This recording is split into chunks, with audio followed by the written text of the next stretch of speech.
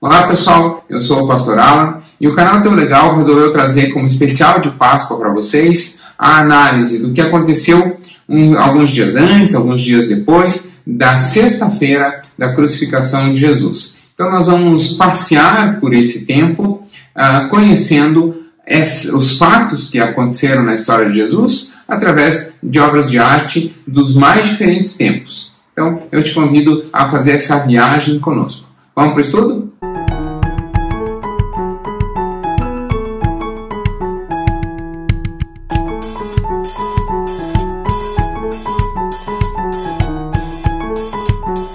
Nesse especial, nós vamos analisar algumas obras de arte.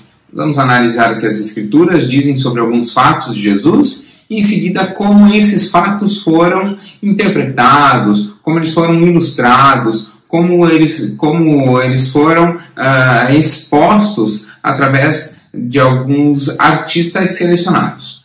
Você precisa entender que não é exaustivo, no sentido que nós não vamos analisar todos os eventos que aconteceram na história de Jesus, seja do Domingo de Ramos até o Domingo da Ressurreição, mas nós também não vamos analisar todas as obras de arte a respeito dos fatos selecionados. Então, se você quiser ir além, há muitas outras obras também que poderiam ser analisadas. Nós escolhemos algumas e a partir delas e do que as Escrituras dizem, nós vamos então caminhando. Para isso, eu gostaria de fazer uma pequena introdução, para nós compreendermos o papel da arte e compreendermos por que é tão importante ou por que nos faz tão bem conhecer também as obras de arte. Vamos pensar um pouquinho sobre isso?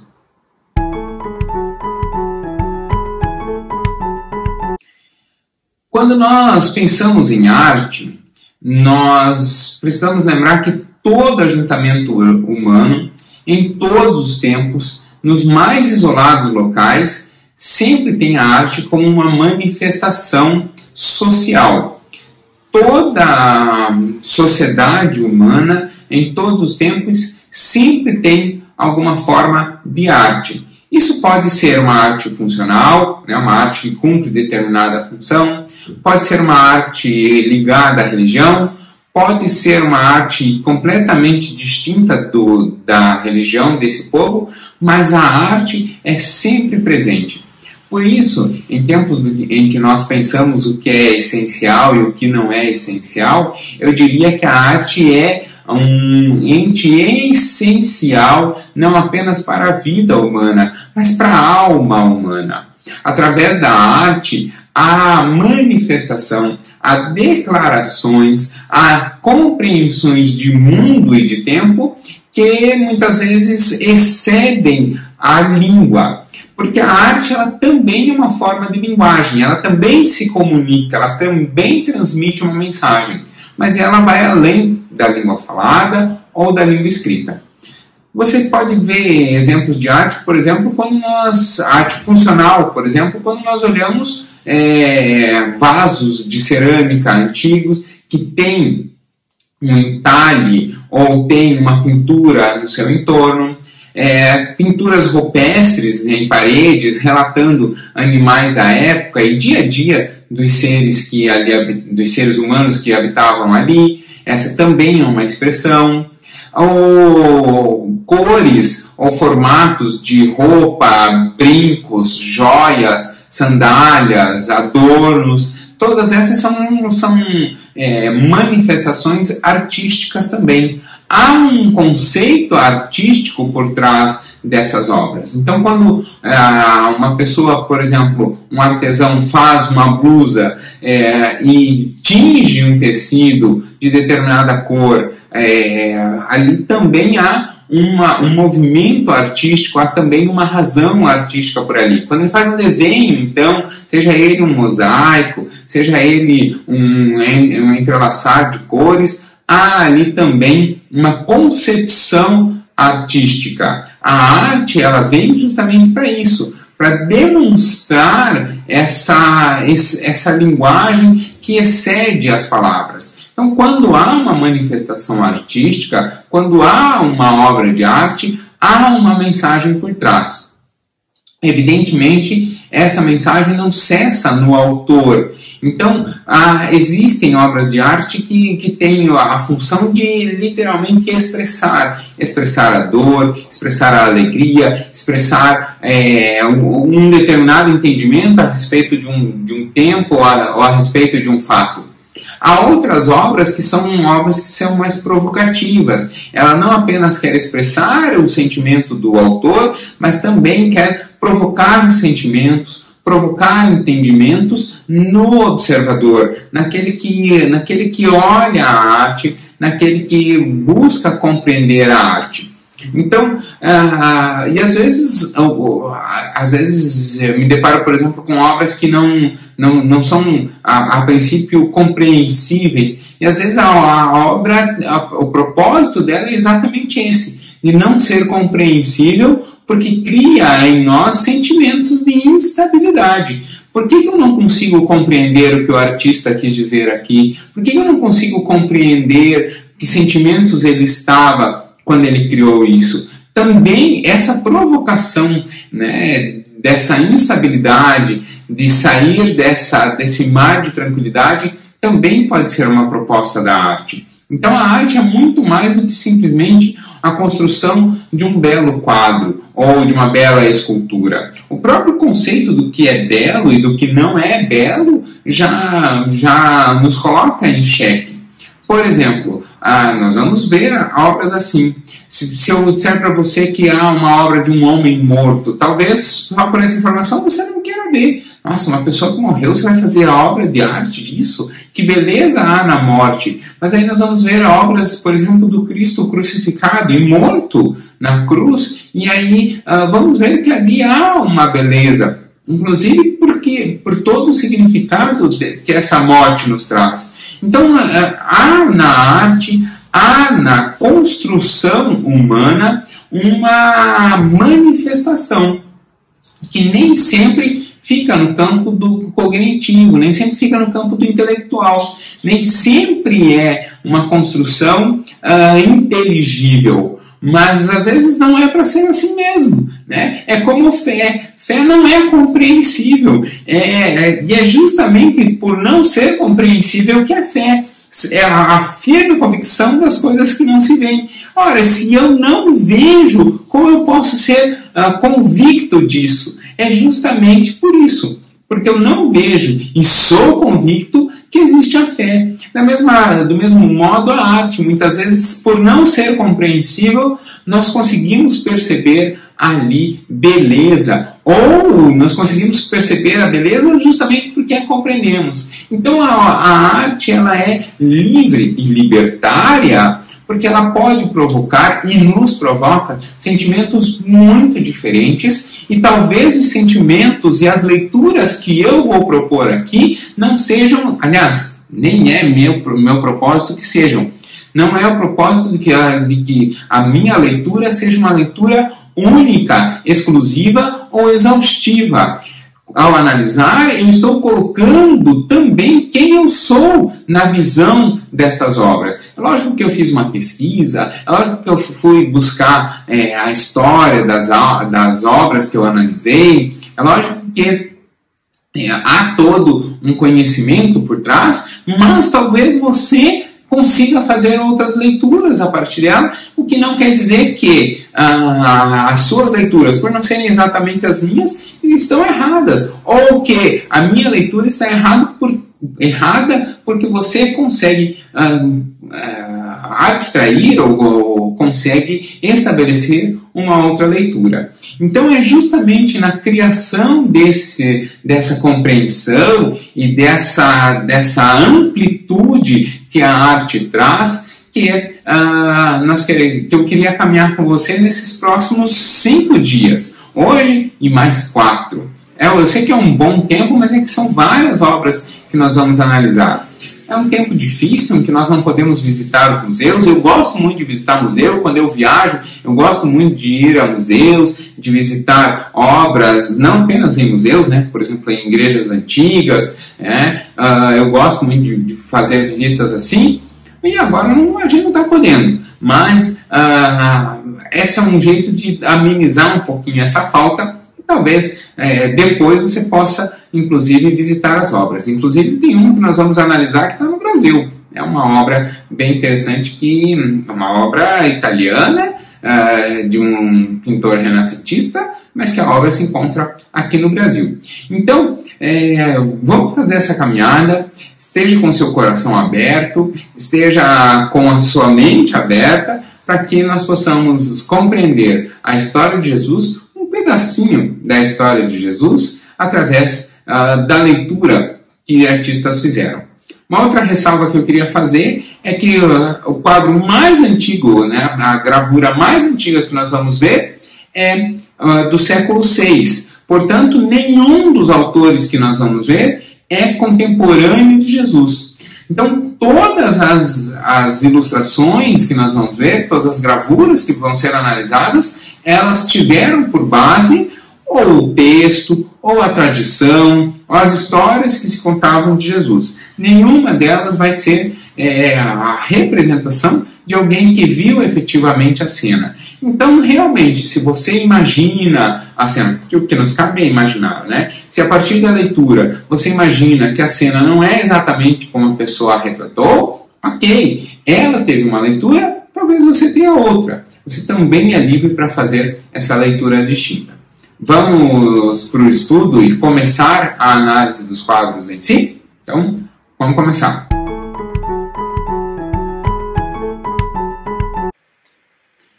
Então, para nós podermos compreender a obra, nós precisamos compreender o fato. E para saber qual é o fato, nós vamos precisar olhar para as Escrituras. Por isso, eu escolhi para essa primeira análise o evangelista Mateus.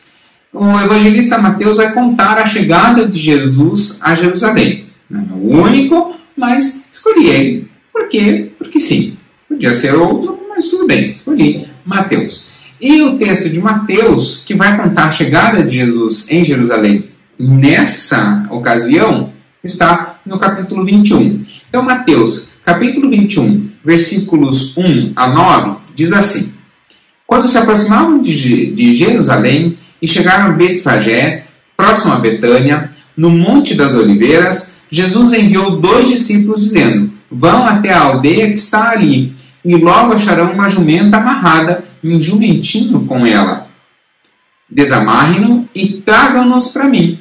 Se alguém lhe disser alguma coisa, digam: o Senhor precisa deles. Com isso, imediatamente os deixará trazê-lo. Isso aconteceu para que se cumprissem as palavras do profeta. E que profeta? O profeta Zacarias, capítulo 9, versículo 9, que diz assim: Digam à filha de Sião: Veja, seu rei está vindo até você, de temperamento brando e montado num jumento. Sim, montado num jumentinho nunca antes montado, filho de um animal de carga. Então, isso está em Zacarias 9:9 e é relembrado pelo evangelista Mateus. Os discípulos foram, então, e fizeram conforme Jesus lhe havia ordenado. Trouxeram a jumenta e o jumentinho, colocaram sobre eles suas capas, e Jesus se sentou nelas.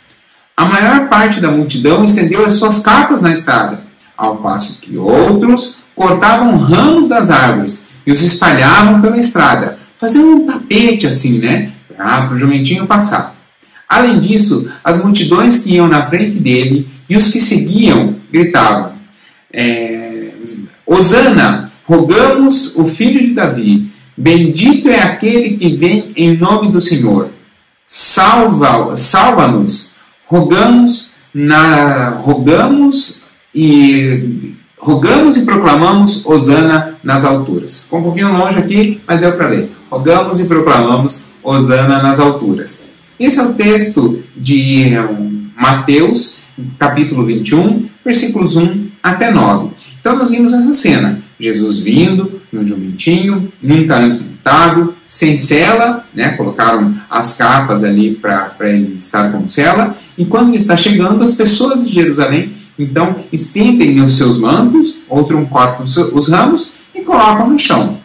Isso é conhecido como Domingo de Ramos, né? O domingo antes da Páscoa, e é um fato que gera muitas obras de arte. Então, há várias obras que relatam esse momento. Eu escolhi 3, nós vamos fazer análise maior de um, vamos olhar outros para ver se há uma coerência entre as obras e vamos então ver os elementos que ali estão. Vamos para a análise? Então, o primeiro quadro é este. A primeira obra que nós vamos analisar é um quadro de um pintor italiano chamado Giotto di Bondone. Esse quadro é de 1297, portanto, finzinho do século XIII, e Giotto di Bondone é um pintor gótico, a maioria das suas obras é do movimento gótico, mas ele também é considerado o pai do movimento renascentista. Por quê? Porque ele começa suas obras no movimento gótico, mas também vai inserindo elementos renascentistas na sua obra. Você pode ver, inclusive, esse quadro com vários desses elementos em função da luminosidade que nós vemos nesse quadro. Quadros góticos são sempre bem mais apagados. Esse é um quadro que se encontra até hoje na Itália, ele está bastante bem conservado e você pode perceber isso. Aliás, esse é um detalhe que você sempre pode observar em obras antigas, como está o azul do quadro. O azul é uma coloração que ela se desfaz muito facilmente com o passar do tempo. Então, normalmente, quando você vai olhar um quadro, os detalhes em azul são os primeiros a desbotarem de modo mais significativo. E no quadro do Giotto, como ele é conhecido, né, o quadro do Giotto, ele ainda está bastante preservado, bastante vivo ainda esse azul. E aí nós começamos então a análise. Vamos lá? O primeiro detalhe que eu queria chamar a atenção é exatamente esse. Você pode ver ali que o céu está azul, né, e que nós não temos nenhum sinal de nuvem e não temos nenhum sinal de sol. Isso tem também uma mensagem por trás. O que significa isso? Significa que não há ali nenhum elemento celeste, não há nenhum corpo celeste, nenhum elemento de luz.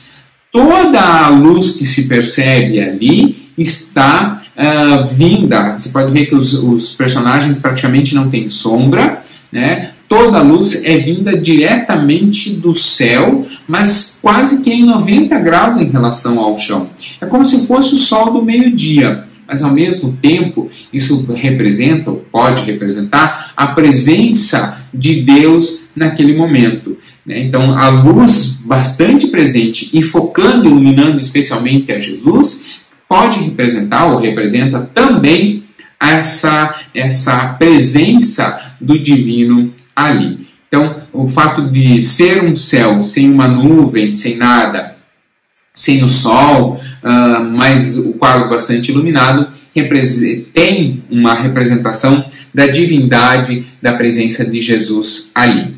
Ao fundo nós vemos algumas árvores, né? Eu destaquei ali 2 para você ver que são tamareiras, são árvores como se fosse uma espécie, tamareira é uma espécie de palmeira, né? Então, há ali tamareiras, as tâmaras são árvores frutíferas, é um fruto bastante doce, é super comum na região, então são árvores assim, especiais do ponto de vista que são árvores vivas, que alimentam, né?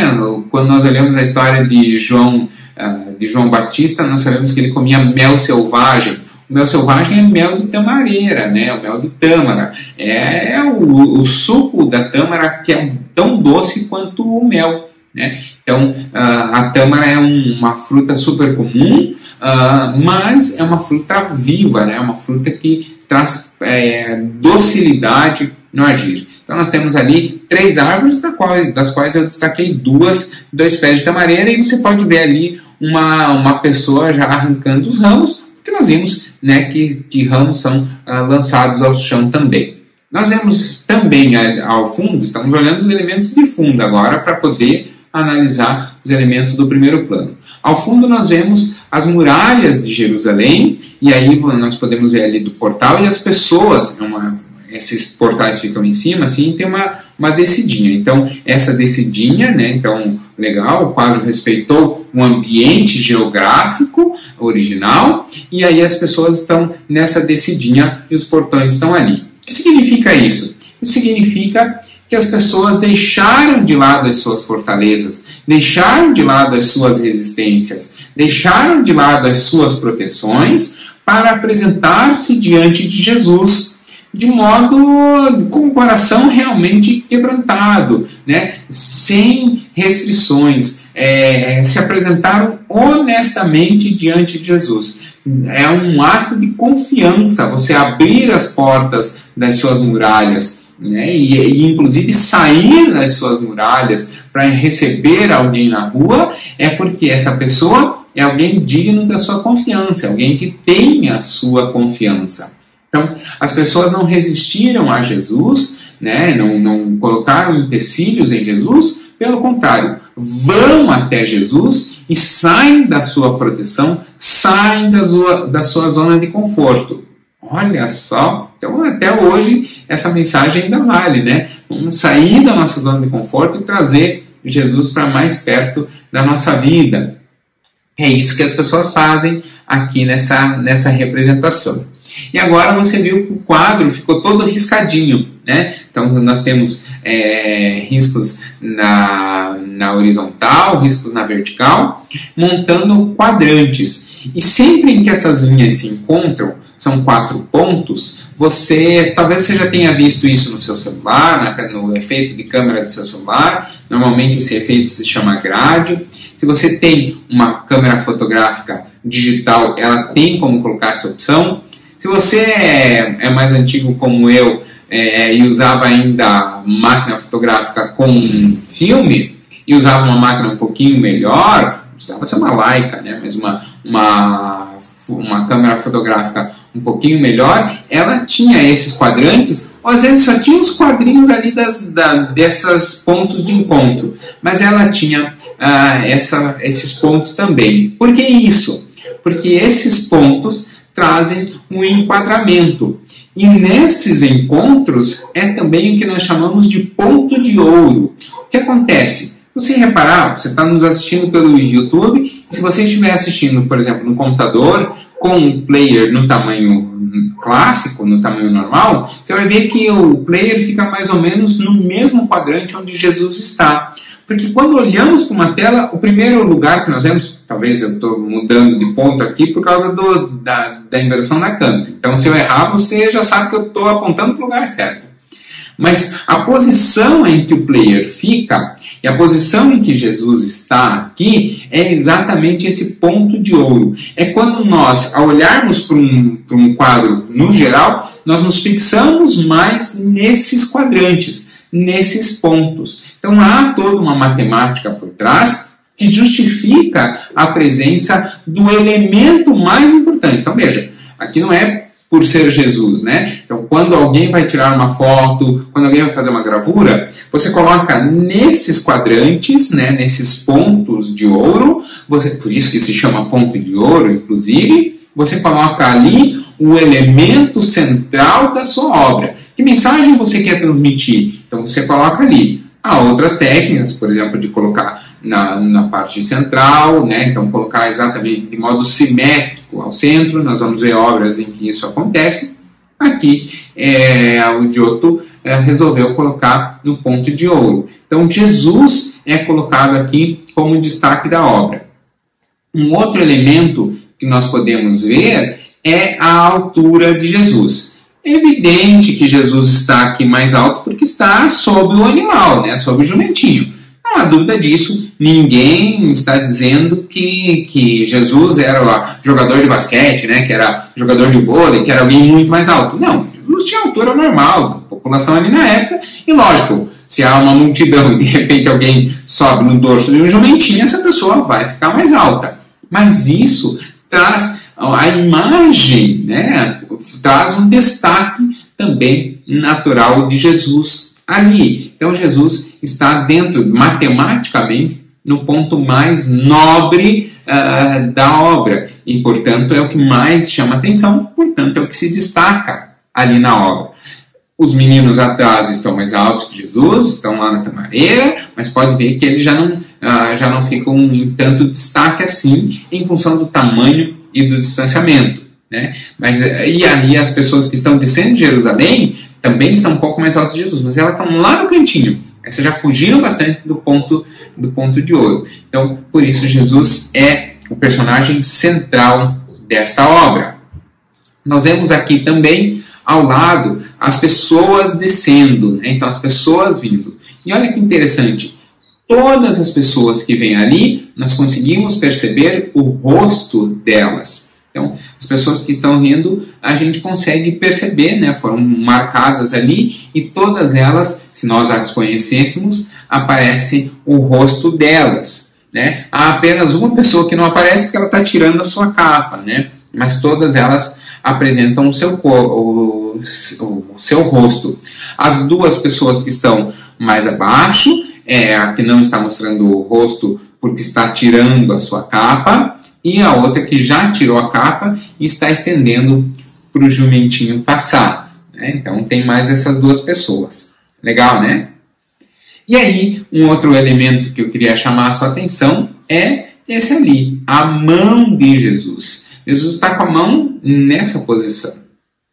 E essa posição da mão, bem assim, essa posição da mão é bastante comum, né? Essa posição da mão de Jesus, nós vemos ela em outras obras também. Por quê? Porque essa posição da mão, de dois dedos levantados, e mais ou menos nessa posição, os outros como se fechados aqui, essa é uma posição da natureza de Jesus, né? Então é uma posição que é a mão, inclusive, usada para abençoar. Nós vamos ver várias imagens em que aparece assim. Esses dois dedos significam a natureza, representam a natureza de Jesus, a sua natureza humana e a sua natureza divina. Então a mão nessa posição representa isso. Tanto é assim que, se você olhar o próximo quadro, que é de Cristóforo de Bolonha, ou nós vemos a mão de Jesus exatamente nessa posição também, e pode ver que nos dois a gente vê a mão direita de Jesus fazendo esse movimento. E aí nós vemos também nesse outro quadro do Duccio, os dois quadros representando o Domingo de Ramos, nós vemos nesse quadro do Duccio também a mão de Jesus nessa posição. Aí você vai dizer assim, tá, mas os três quadros estão representando o mesmo momento. Talvez Jesus realmente estava com a mão levantada. É verdade. Mas olha quando eu vejo aqui o quadro, se chama Salvatore di Mondo, Salvador do Mundo. É um quadro pintado por Leonardo da Vinci no ano de 1500, o Brasil sendo descoberto, e da Vinci pinta essa obra de Jesus. Jesus, numa mão, tem um globo. Então, já sabiam que a Terra não era plana, mas um globo transparente, porque é a ideia de todo o firmamento, e a sua outra mão, a sua mão direita, então, apresentando a mesma posição, né, da mão nesse sentido. Se você for procurar várias imagens, você vai ver a mão de Jesus nessa posição. Tem outros elementos ainda do quadro do Giotto, que é o quadro que nós vamos nos focar hoje, que eu queria reconhecer contigo. Então nós já vimos ali os elementos que estão no fundo, nós já vimos os elementos que estão na lateral, já vimos as pessoas que estão saindo da cidade para receber Jesus. Mas se você olhar atrás de Jesus, nós vemos apenas 4 pessoas cujo rosto é possível identificar, cujo rosto nós conseguimos ver, mas há outras pessoas ali. Todas elas possuem um halo, assim como Jesus, todas elas possuem um halo. O que é o halo? É esse círculo dourado em volta da cabeça. Muitas obras, inclusive, esse círculo é feito com ouro mesmo, né? Então você pega o ouro batido, pega uma pequenina camada de ouro, ou ouro em pó, uma pequenina camada de ouro, e faz essa representação dourada ali, né? O que significa esse halo de ouro? É um símbolo de santidade, é um símbolo de pureza, né? De santidade. Então, essas pessoas já são os discípulos de Jesus. São pessoas que já teriam, na representação aqui, já teriam reconhecido Jesus como Messias e permitido que esse reconhecimento começasse a boa obra no coração deles. Então são pessoas que já teriam sobre si uma caminhada e o sinal de Cristo. Legal isso, né? Mas veja que esse não aparece no rosto. Ao contrário dos outros, que há uma pessoalidade, nesses já não há. Nesses, eles já pertencem ali a uma multidão. É até um sinal de humildade, né? De não pessoalidade. Então é como se dissesse assim: ao nos convertermos, ao reconhecermos quem Cristo é, deixamos de ser quem nós somos e passamos a ser reflexo da imagem de Cristo. Então nós temos o halo dourado, esse círculo sobre a cabeça. Por quê? Porque em nós está a santidade de Cristo. E aí tem um detalhe também que eu queria chamar a sua atenção. Se você reparar Jesus sobre as suas pernas, assim, né, há um manto branco com umas manchas azuis. Na mesma tonalidade, na mesma estampagem do tecido do discípulo que vem logo atrás. Talvez até tenha alguém que possa propor que esse, aquele, o outro discípulo são determinados, né, são esse ou aquele em pessoa, mas eu pessoalmente procurei e não consegui achar nenhuma relação nessas imagens. Mas nós vemos ali sobre Jesus um manto estampado e o que está atrás com um tecido muito parecido com essa estampa também. Isso talvez possa representar aquele fato que nós vimos, que esse deve ter sido um dos discípulos que foi lá buscar o jumentinho e que para Jesus montar, ele tira então o seu manto e coloca sobre o dorso do jumentinho para Jesus poder montar. Uma coisa que chama atenção aqui, daí agora nós vamos olhar para o jumentinho. Uma coisa que chama atenção no jumentinho é que ele está com um cabresto, mas sem freio na boca. Né? Então, é um animal que não está só com o cabresto, que é só essa amarração que é feita sobre o crânio, mas na boca dele não há freio. Então, ele realmente não era um animal que estava preparado para montar. Né? Esse cabresto é colocado para conduzir o animal para cá e para lá, mas não para montá-lo. Para montar se coloca o freio, e ele não está usando. E além disso, a posição das orelhas também é importante. Veja que a orelha esquerda ela está voltada para frente. Né? Por quê? Porque Isaías diz que o jumento sabe o seu local. Então, sabe, né, o local a que o seu dono pertence. Então, ele está ouvindo o caminho e vendo a multidão à frente. Mas a orelha que está para trás, voltada para trás, para Jesus, ela está abaixada, um sinal de tranquilidade. Mas era um animal que nunca tinha sido montado. A vida na cidade nos separa um pouco disso. Mas um animal que nunca foi montado, a primeira montaria dele é algo bastante difícil. Porque normalmente o animal é arredio, não está acostumado com o peso, não está acostumado com a sensação de ter alguém nas suas costas. Ainda que seja um animal de carga, né? Ele não está acostumado com uma pessoa ali, a pessoa tem toda a questão de temperatura, de movimento de pernas, né? De movimento de equilíbrio mesmo, né? Da pessoa ir se equilibrando, a carga já não tem isso, então é uma montaria totalmente diferente. E normalmente os animais são arredios, especialmente na primeira montaria, coisa que a gente não vê aqui. Isso também tem o seu significado. Isso demonstra o domínio de Jesus também sobre a criação, também sobre a natureza. Então Jesus está carregando, está montando um animal nunca antes montado, mas esse animal se apresentar plenamente manso é sinal do domínio do Senhor também sobre a criação. Legal isso, né? Isso é muito legal. E essa mesma cena, quando nós olhamos para o quadro do Cristóforo de Bolonha, nós vemos uma cidade completamente diferente, um conceito artístico completamente diferente. Pode ver que esse céu é uma incrustação de ouro, né?